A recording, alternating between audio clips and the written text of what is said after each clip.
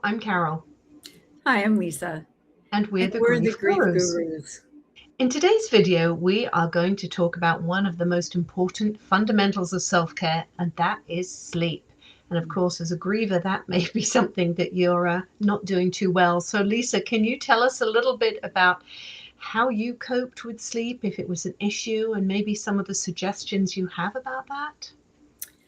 Yeah, the first thing I would say is often when we lose someone we love, we might not have been sleeping that great to begin with. And when we're grieving, our bodies are struggling and they're healing, and our brain is trying to catch up. So sleep becomes actually more important than ever.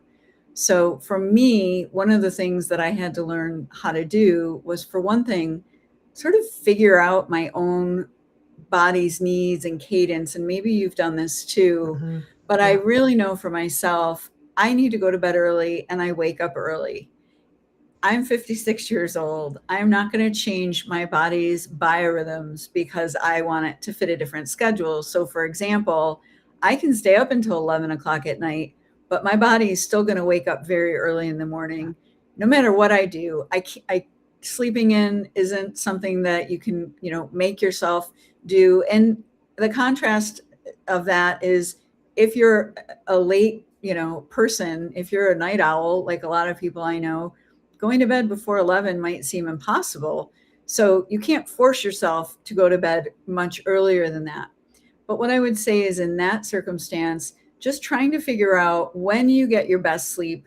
These days we have all of these gadgets. You might have an Aura ring, you might have a sleep app on your device. And this is a very good way to start paying attention to when is it that you actually do, if at all, because when we're grieving, it's so hard. But if at all, when is it that you do find that you get into some REM sleep, or you get a high sleep score on that Aura ring? That's a really good place to start, just in terms of looking at, when should I be trying to get my rest? When does my body naturally fall into that pattern, if at all? And that's just one thing. So that's a really good place to start when we're thinking about sleep, is where can I maximize my rest? So I'm thinking, there are a lot of other things that we can do to increase our quality of sleep. What are some of the things that you've tried? Yeah, I bought some of those glasses that are supposed to cut out the light. And I don't know if any of you have seen Ant-Man, but I looked like Ant-Man. I had these ready glasses on because, excuse me, we have so much light from our computers, from the Mhm. TV, even the lights, just your regular lights, they're so bright.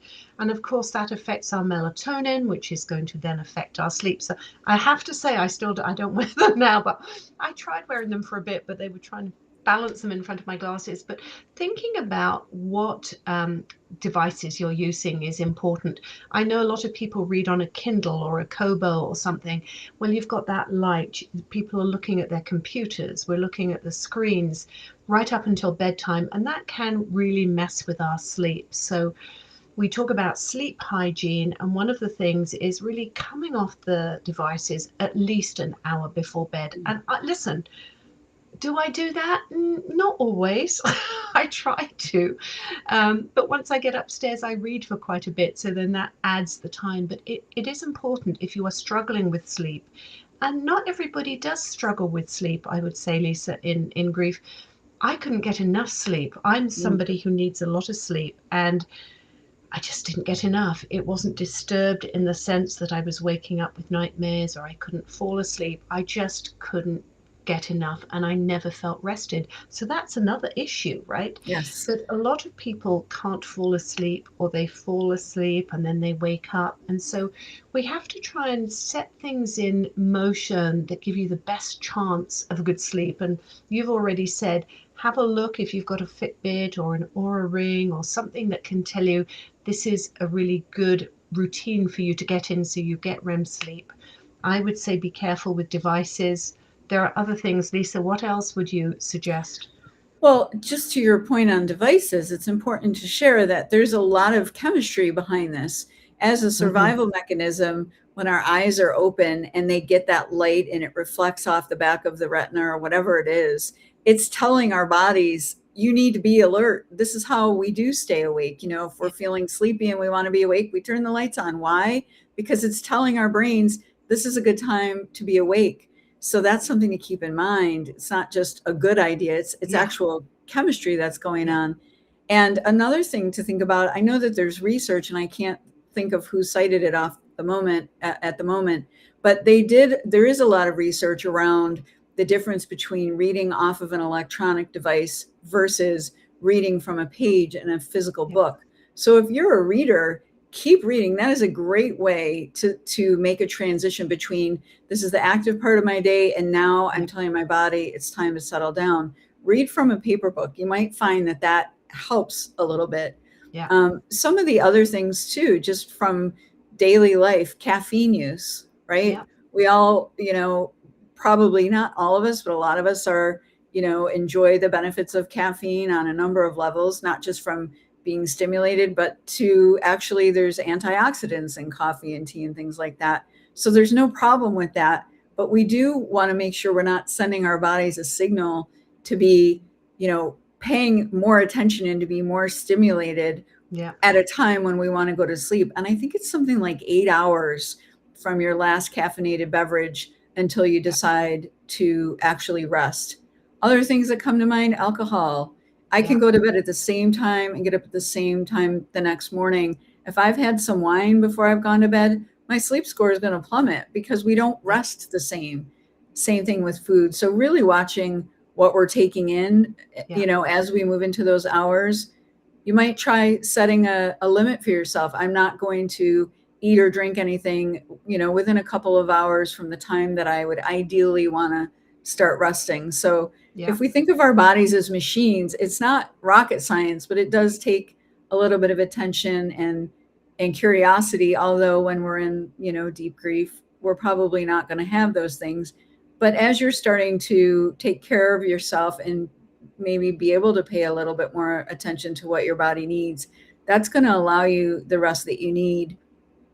And Carol, as you said, you know, you may have the opposite problem where you just can't get your body moving, where you feel fatigued. And I think that that's really where we're looking at the lethargy of grief, which we've talked about in other videos.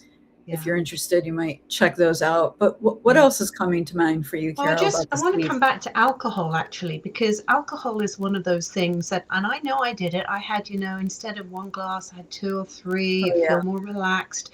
You know, you're sad. You just want to kind of numb out, watch television. And what I do find now more actually is that if I have alcohol, I might fall asleep easily, but I wake up. And so it does affect your sleep. Other things I think that are really helpful is we know to have a cooler room than a warm room. That Great helps you point. with your sleep. Have blackout curtains. You know, we have a lot of, again, devices, clocks, and different things.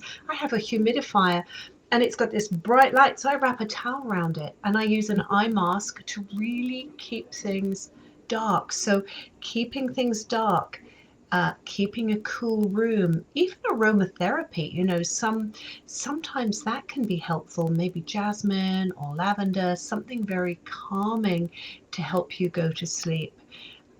We want to have this sleep hygiene in place, a routine time of once you've decided if you're a night owl or a, you know, or an early bird, pick your times and stick with them. Go to bed at 10 or 11, get up at 6 or 7, but do the same. Don't sleep in because you're tired for an extra 3 hours, because then it throws off, you know, your schedule at night.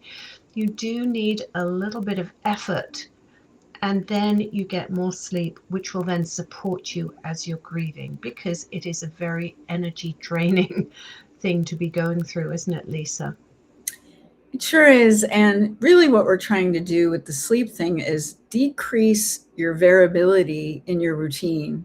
So, the more consistent you can honor these things, and it's not easy, and we don't do it perfect, and that's fine.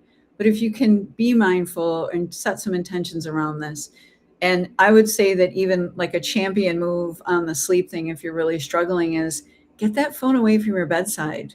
You know, we used to have these things called alarm clocks, and I literally have an alarm clock in my room so that I can.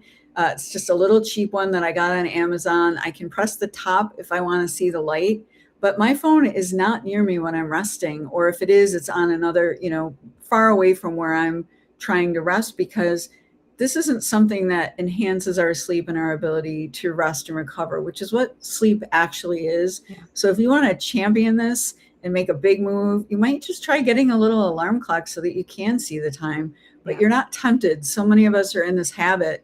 Fortunately, I haven't done that for a couple of years now, but we're in this habit of bringing the world into our brains before we allow ourselves to even have our own thoughts or our own experiences. So that's it just makes me another think of thing. having a TV in the room. Don't have a TV on in the room. And I know people are going to say, oh, I need it to fall asleep. Well, it's something that we can maybe train our brains. Again, it affects our REM sleep when we're falling asleep with a television. So you know what they say about bed, it should be for sleep. And sex. Now, obviously, if you've lost your partner, you know that's difficult. But sleep, it should be for sleep, not for TV, not for falling asleep with the TV. And a big one is do not watch the news at night. How many people watch the 10 o'clock news? There isn't anything good on that, guys, and it Okay. affects our nervous system, and it puts us in fight or flight. It gets us worried, it gets us anxious, and then we want to fall asleep. And guess what? You struggle falling asleep. So we've talked about a lot of things here, Lisa, haven't we? Whether it's devices, whether it's light, whether it's a cool room, but just pick one thing. Yes. Right? Don't Would do you it all say? at once. Yeah, pick one thing. Pick one of them and say, you know what, I'm going to set a routine. Okay, do that for a week and then see what else could be easy for me to do. And just try and pick a little bit and just change it up and see if that affects your sleep. Beautiful suggestions. Thank you all for checking out our video. If something resonated, please give us a like and subscribe to our channel. And if you have other questions about sleep or how to install a better sleeping hygiene, you can always reach out to, I'm always available at lisa@thegriefgurus.com, and Carol as well at carol@thegriefgurus.com. Don't hesitate. We love talking about this stuff. Thanks for being here, and we'll see you in the next video. Bye-bye.